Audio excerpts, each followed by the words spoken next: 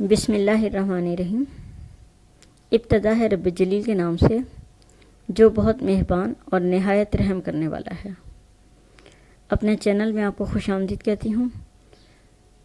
Channel میں ہم آج کل زیادہ کام سلیبس پر کر رہے ہیں، اور سلیبس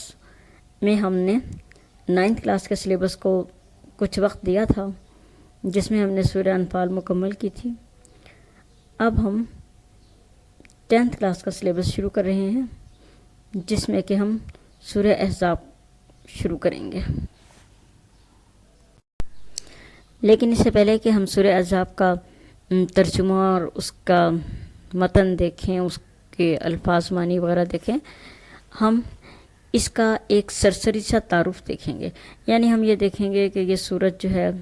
کب نازل ہوئی تھی، کیا اس میں احکامات بیان کیے گئے ہیں، کیا مضامین بیان کیے گئے ہیں۔ تھوڑا سا ایک سرسری تعارف دیکھنے کے بعد ہم سورہ احزاب کے رکوع شروع کریں گے، اور اس کی آیات اور اس کا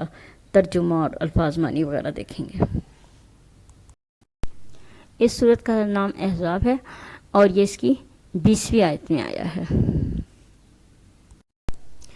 حزب عربی زبان میں گروہ کو کہتے ہیں، اور کیونکہ اس غزوے میں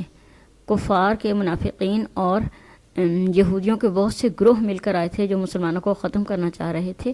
اسی لیے اس غزوے کو غزوہ احزاب کہا جاتا ہے۔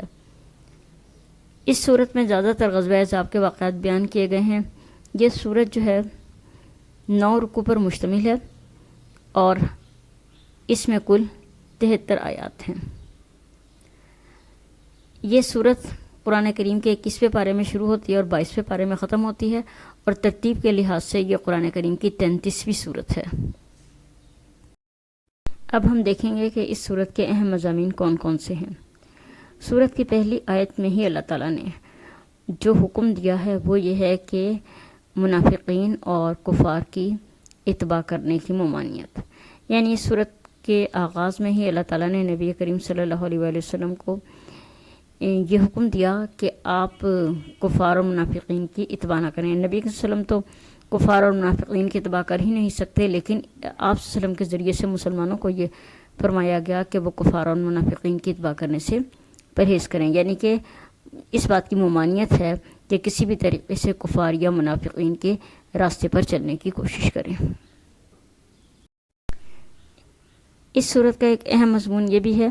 کہ منہ بولے بیٹوں کے بارے میں احکامات دیے گئے ہیں۔ عرب میں ایک دستور یہ تھا کہ جب وہ کسی کو اپنا منہ بولا بیٹا بناتے تھے تو پھر اسے اپنی ولدیت دیتے تھے۔ نبی کریم صلی اللہ علیہ وسلم نے اپنے آزاد کردہ غلام حضرت زید بن حارثہ کو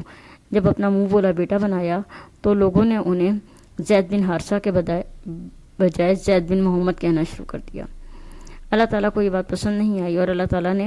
اس صورت میں یہ احکام دیے ہیں کہ تم اپنے منہ بولے بیٹوں کو اپنی ولدیت مت دو، بلکہ ان کو ان کے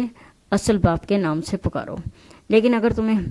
ان کے اصل باپ کا نام پتہ نہیں ہے تو پھر دین میں یہ تمہارے بھائی ہیں، اور اگر انجانے میں تم سے کوئی غلطی ہو جاتی ہے تو پھر اللہ تعالیٰ کی طرف سے تمہارے لیے معافی ہے، لیکن اگر جان بوجھ کے کسی کی ولدیت کو بدلا جائے گا تو اس کا مواخذہ ہوگا، اور یہ ایک بہت بڑا گناہ ہے۔ سورہ احزاب کا ایک اہم مضمون یہ بھی ہے زہار کی رسم خاتمہ کیا ہے۔ یعنی عربوں میں بہت بری رسم تھی کہ وہ اپنی بیوی کو اپنی سگی ماں کی طرح کہنے لگتے تھے، اور کہتے تھے کہ جس طرح میری سگی ماں مجھ پر حرام ہے، اس طرح تم بھی مجھ پہ حرام ہو۔ یہ بات عورت کے لیے بہت تکلیف دہ تھی۔ وہ اس کے بعد نہ اپنی عورت سے رجوع کرتے تھے اور نہ اس کو چھوڑتے تھے، اور وہ گھر میں باندی کی طرح سے زندگی گزارتی تھی۔ اللہ تعالیٰ نے اس رسم کا خاتمہ کیا اور فرمایا کہ جس طرح کسی انسان کے پہلو میں 2 دل نہیں ہوتے، اسی طرح کسی شخص کی 2 سگی مائیں نہیں ہوتی، اور اگر تم اپنی بیوی کو سگی ماں کہتے ہو یا اپنے لیے حرام کہتے ہو تو یہ تمہارے اپنے منہ کی باتیں ہیں۔ اس صورت کے اہم مضامین میں غزوہ احزاب کے واقعات شامل ہیں۔ یہ وہ غزوہ ہے جس میں مختلف قبائل پر مشتمل کفار ایک لشکر لے کر مدینے پر حملہ آور ہوئے تھے۔ یہ سن 5 ہجری کا واقعہ ہے۔ عربی میں حزب کی جمع احزاب ہے، جس کے مطلب بہت سے گروہ ہیں، اسی لیے اس صورت کو سورہ احزاب کہا جاتا ہے۔ ان تمام گروہوں کا مقصد یہی تھا کہ اسلامی ریاست اور اسلام کا خاتمہ کر دیں، لیکن اللہ تعالیٰ نے مسلمانوں کی غیبی مدد فرمائی اور یہ سارے ناکام ہو کر واپس چلے گئے۔ غزوہ احزاب کا دوسرا نام غزوہ خندق ہے، کیونکہ اس غزوے میں نبی کریم صلی اللہ علیہ وآلہ وسلم نے مدینہ کی حفاظت کے لیے مدینہ کے گرد ایک خندق کھودی تھی، جو کہ حضرت سلمان فارسی کے مشورے سے کھودی گئی تھی، اس لیے اس غزوے کو غزوہ خندق کے نام سے بھی یاد کیا جاتا ہے۔ اس غزوے کے حوالے سے اللہ تعالیٰ نے یہ بھی بتایا ہے کہ اس غزوے میں مسلمانوں کا، کفار کا اور منافقین کا طرز عمل کیا تھا، اور نبی کریم صلی اللہ علیہ وسلم نے کس طرح استقامت کا مظاہرہ کیا۔ مسلمانوں کی کیفیت یہ تھی کہ ان میں سے کچھ لوگ ایسے تھے جنہوں نے جب آمنے سامنے سے لشکر دیکھے تو ان کی آنکھیں پتھرا گئیں۔ منافقین کا طرز عمل یہ تھا کہ انہوں نے کہا تھا کہ اللہ اور اس کے رسول نے ہم سے جو وعدہ کیا ہے وہ تو صرف ایک دھوکہ ہے، اور وہ نبی کریم صلی اللہ علیہ وسلم سے بہانے بنا کر میدان جنگ سے بھاگ نکلے تھے۔ نبی کریم صلی اللہ علیہ وسلم کا طرز عمل ایسا تھا کہ آپ صلی اللہ علیہ وآلہ وسلم نے صبر و استقامت کی بہترین مثال قائم کی، اور آپ کی استقامت اور آپ کے حوصلے ہی سے مسلمانوں کو ہمت ہوئی اور انہوں نے اس غزوے میں کامیابی حاصل کی۔ اس صورت میں ایک اہم مضمون جو بیان کیا گیا ہے وہ یہ ہے کہ اللہ تعالیٰ نے اس صورت میں ازدواج مطہرات کا مقام و مرتبہ بیان کیا ہے، اور آپ صلی اللہ علیہ وسلم کی ازدواج مطہرات سے فرمایا گیا کہ تم عام عورتوں کی طرح نہیں ہو، اور آپ صلی اللہ علیہ وسلم سے فرمایا گیا کہ یہ آپ کی جو ازدواج ہیں یہ تمام مومنین کی مائیں ہیں، اور مومنوں سے فرما دیا گیا کہ آپ صلی اللہ علیہ وسلم کی کسی زوجہ سے ان کا نکاح نہیں ہو سکتا، کیونکہ وہ ان کے لیے ماں کا درجہ رکھتی ہیں۔ ازدواج مطہرات کا مقام و مرتبہ بیان کرنے کے بعد اللہ تعالیٰ نے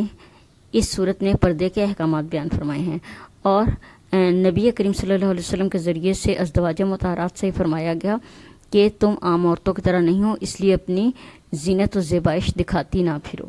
اور اس آیت میں ازدواج مطہرات کے ذریعے سے اصل میں مسلمان عورتوں کو پردے کا حکم دیا گیا ہے، اور انہیں فرمایا گیا ہے کہ وہ اپنی زیب و زینت کسی کو نہ دکھاتی پھریں۔ اس کے ساتھ ساتھ اللہ تعالیٰ نے یہ بھی ارشاد فرمایا کہ تم کسی بھی شخص کے ساتھ اس لہجے میں بات نہ کرو کہ اس کے دل میں تمہارے لیے کوئی رغبت پیدا ہو، اور وہ تمہارے لیے کوئی ایسی بات سوچے جو کہ نامناسب ہو۔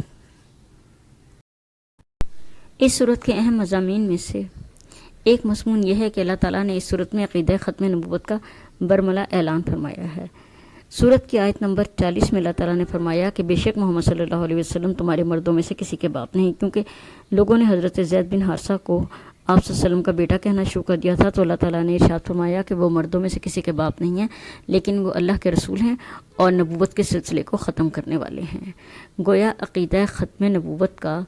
جو اعلان ہے اللہ تعالیٰ نے قرآن کریم میں اور بھی کئی مقامات پہ کیا ہے، لیکن اس آیت میں بڑے کھلم کھلا اللہ تعالیٰ نے فرما دیا کہ آپ صلی اللہ علیہ وسلم کے بعد کوئی نبی یا رسول نہیں آئے گا۔ اس صورت میں اللہ تعالیٰ نے نبی کریم صلی اللہ علیہ وسلم کے کچھ صفاتی نام بھی بیان فرمائے ہیں، جیسے اللہ تعالیٰ نے فرمایا کہ بے شک ہم نے آپ کو گواہی دینے والا، بشارت دینے والا، ڈرانے والا، اللہ تعالیٰ کی طرف بلانے والا اور روشن چراغ بنا کر بھیجا۔ آپ کو گواہی دینے والا اس لیے کہا گیا کہ آپ نے اللہ کی گواہی دی۔ آپ کو مبشر اس لیے کہا گیا کہ آپ نے لوگوں کو جنت کی بشارت دی۔ آپ کو نذیر اس لیے کہا گیا کہ آپ نے لوگوں کو دوزخ کے عذاب سے ڈرایا۔ داعین اللہ کہ آپ اللہ تعالیٰ کی طرف لوگوں کو بلاتے ہیں، اور سراجن منیرہ روشن چراغ کہ آپ کے آنے سے دنیا سے شرک کے تاریکی ختم ہو گئی اور توحید کے اجالے پھیل گئے۔ سورہ احزاب میں جو مضامین بیان کیے گئے ہیں ان میں سے ایک معاشرتی زندگی کے حوالے سے ہے، یعنی اس صورت میں معاشرتی زندگی کے آداب سکھائے گئے ہیں، اور خاص طور سے یہ بات سکھائی گئی ہے کہ اگر تم کسی کے گھر کھانے کی دعوت پر جاؤ تو اس کے کیا آداب ہیں۔ اور یہ اس لیے سکھایا گیا کہ جب نبی کریم صلی اللہ علیہ وسلم نے حضرت زینب رضی اللہ تعالیٰ عنہ سے نکاح فرمایا تو آپ صلی اللہ علیہ وسلم نے اپنے کچھ قریبی دوستوں کو یا قریبی صحابہ کو اس دعوت پر بلایا۔ اس میں سے کچھ لوگ ایسے بھی تھے جن کو آپ صلی اللہ علیہ وسلم نے نہیں بھی بلایا تھا، لیکن وہ آپ صلی اللہ علیہ وسلم کے گھر اس لیے آئے کہ نبی کے وسلم کے گھر آنا ان کے لیے ایک اعزاز کی بات تھی۔ پھر اس میں سے کچھ لوگ ایسے بھی تھے جو کہ دعوت ولیمہ کے سے بہت پہلے آ گئے، یعنی کھانا پکنے سے بہت پہلے آ گئے اور کھانا کھانے کے بعد بھی بہت دیر تک بیٹھے رہے، جس بات سے رسول اکرم صلی اللہ علیہ وسلم کو تکلیف ہوئی۔ آپ صلی اللہ علیہ وسلم نے وزاداری میں کسی سے یہ نہیں کہا کہ تم میرے گھر سے چلے جاؤ، لیکن اللہ تعالیٰ کو یہ بات پسند نہیں آئی اور اللہ تعالیٰ نے اس صورت میں یہ آداب بتائے کہ اگر تم نے کسی کے گھر دعوت پر جانا ہے تو کھانا پکنے سے بہت دیر پہلے نہ پہنچ جاؤ اور کھانا کھانے کے بعد بھی بہت دیر تک بیٹھے نہ رہو، اس سے میزبان کو تکلیف ہوتی ہے۔ ان مضامین کے علاوہ اس صورت میں کچھ اور مضامین بھی بیان ہوئے ہیں، جن میں ایک تو یہ ہے نبی کریم صلی اللہ علیہ وسلم پہ درود و سلام بھیجنے کی فضیلت، کہ اللہ تعالیٰ نے فرمایا اللہ اور اس کے فرشتے بھی رسول صلی اللہ علیہ وسلم پہ درود و سلام بھیجتے ہیں، تو اے مسلمانوں تم بھی آپ صلی اللہ علیہ وسلم پہ درود و سلام بھیجو۔ اور اس کے ساتھ ساتھ اس میں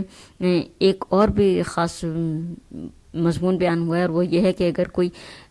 مرد نیک عمل کرتا ہے تو اسے بھی اس کا بدلہ ملے گا، اور اگر کوئی عورت نیک عمل کرتی ہے تو اسے بھی اس کا بدلہ دیا جائے گا، کیونکہ پہلے عرب کے لوگ سمجھتے تھے کہ اگر عورتیں کوئی نیک عمل کرتی ہیں تو ان کا عمل ضائع ہو جاتا ہے، لیکن اللہ تعالیٰ نے فرمایا کہ اگر کوئی مومن عورت اچھا کام کرے گی تو اسے بھی اس کا بدلہ دیا جائے گا۔